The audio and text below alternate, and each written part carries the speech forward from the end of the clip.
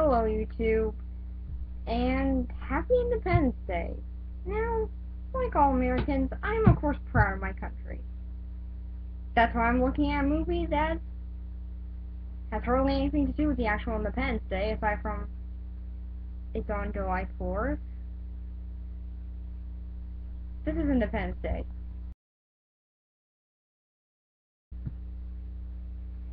So, the story is that on July 2nd, yeah, not on July 4th, because they build up July 4th. But on July 2nd, the aliens just come to Earth. Because they're aliens and they want Earth's resources, apparently. Because they couldn't get any other resources from any other planet except for Earth. Makes sense to me. And while there, they start blowing up, of course, America's biggest icons, because yes, they read history books first about America. Or Earth, I guess they started reading history books on Earth, so then they can find out our biggest landmarks, so then they can blow them up. Although it does make for a very cool teaser. And from there, it's basically the people of Earth keep on trying to find ways to, of course, beat the aliens.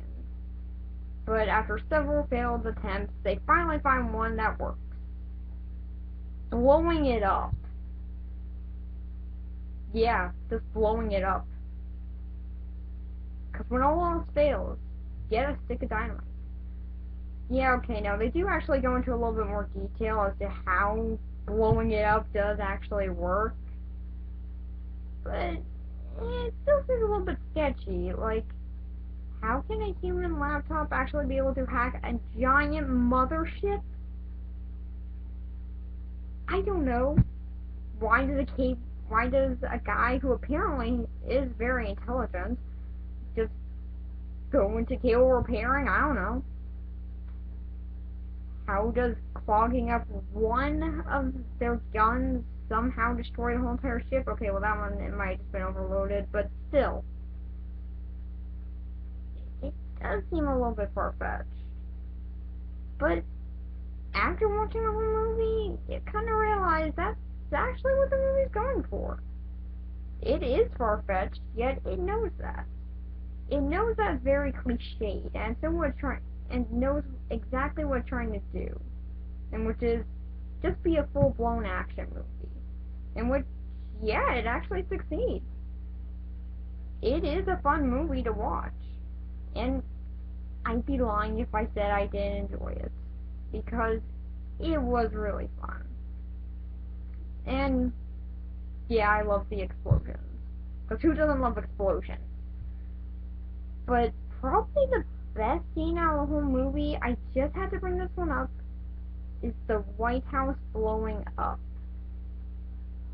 Why? Because it's the White House blowing up. What else do you need? That is basically the statement of the whole movie. Because one, it's pretty dumb. Why would they even go right to the White House? I don't know. Again, I still don't know. Why would they go straight to the White House? I don't know. Because they knew that was a landmark, I guess? Maybe they were the Ninja Turtles. Maybe they just wear some trench coats and hats and then just blend it in. So then they find out what is our biggest landmark. Yeah, I still don't know why they blow up every single landmark and nothing else. Like, I guess it was more effective for the movie, but could they have just destroyed like a suburban house or something? That would have at least made more sense. And we're showing that they haven't been studying us or anything. Although I guess it kind of makes sense that they would be studying us, but still. But still, it shows how overblown that scene would be, and also how awesome it is. It's awesome to see the White House blow up, because it's the White House and it's blowing up. That is before there were movies about the White House blowing up, like White House Down. Before there were movies like that, this one took a very big risk in blowing up the White House. And I love that scene. that is honestly the best scene out of the whole movie. And, and it does at least spiral into more effects in the story. But yeah, I guess I've been talking about that too much. But it is still a fun movie. Really cheesy though, and cliche. You can tell it basically has a checklist of alien movies. Like, oh yeah, we need the aliens blowing something up. Check. We need the aliens in a spaceship. Check. We need the aliens killing people. Check. We need humans still being the aliens. Check. It, it's basically a checklist. But it's so fun in being a checklist. It knows that's a checklist, and it takes full advantage of it. It takes advantage of every cliche that it has, and just uses it to its full potential. So for the story, I'm gonna give it a 7 out of 10. Because the story isn't that good, but it still knows that. It knows how it's not good and how to treat it. Okay, so for the characters, I'm gonna start off with probably one of the best ones in it, Will Smith. I know his character is named Steve, but let's face it, it's Will Smith playing Will Smith. Honestly, I think that in the ending scene where he was just yelling at Jeff Goldblum, I think that was just him yelling at Jeff Goldblum on set. And they decided to throw it into the movie. But this character is still a great character. I don't really know why. I mean, he's not really written well. In fact, he's written pretty bad. But the thing that saves him is that he's played by Will Smith. And as we all know, Will Smith can do no wrong. Okay, that doesn't count. He was traumatized when he made that. Okay, anyway, he is still a very charming character, and yeah, like I said, he's one of the best characters out of the whole movie. So, yeah, really just one of the best characters out of the whole movie. There's nothing really more to say about him. And then there's Jeff Goldblum playing David. This character isn't bad per se. He just doesn't leave an impact. He doesn't really have any defined personality aside from he's smart and Jewish, I guess. But that's really it. Nothing more. There's nothing really more about him. I mean, yeah, we know some stuff about his past, and we also know that he drinks. But yeah, nothing else. We don't know anything about his personality. We don't know what he's into. Aside from he does science, he can do science, I guess. But that's still not a defined personality. And I think it's kind of clear that Jeff Goldblum has a thing for only having one personality throughout every single role he plays. I guess he really liked playing in Jurassic Park, and after that he was just like, yeah, I'll play this role for the rest of my life, but God's sake, annoying. And then after that is Will Smith's wife. And she has some bit of a personality, at least. To an extent, that is. Because she does try and help out people. It's clear that she is a person who does try and help out people. Because when the end of the world is coming, she tries to help out as many people as she can. Which is pretty cool. I mean, that way she didn't stand around and be hurt like the president's wife. But, yeah, okay, she was hurt, but still.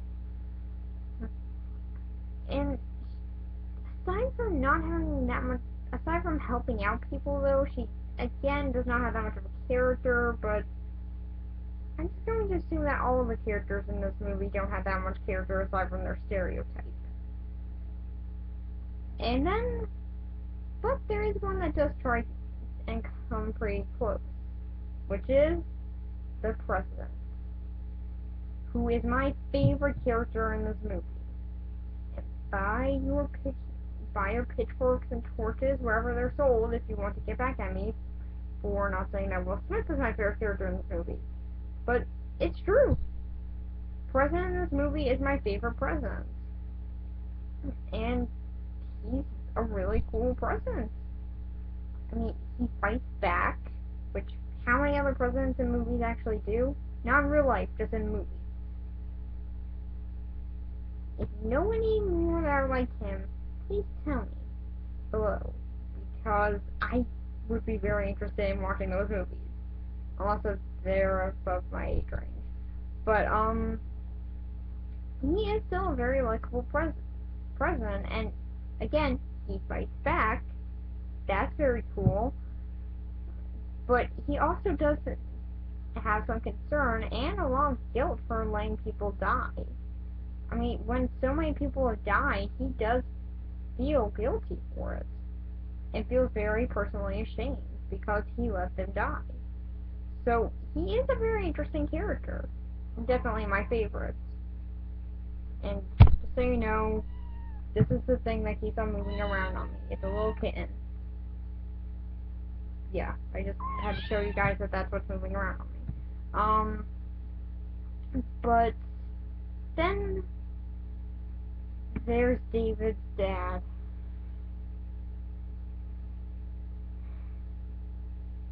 Where David just offered nothing. This guy offers something that I hate. I'm just gonna say it now. I hate this character.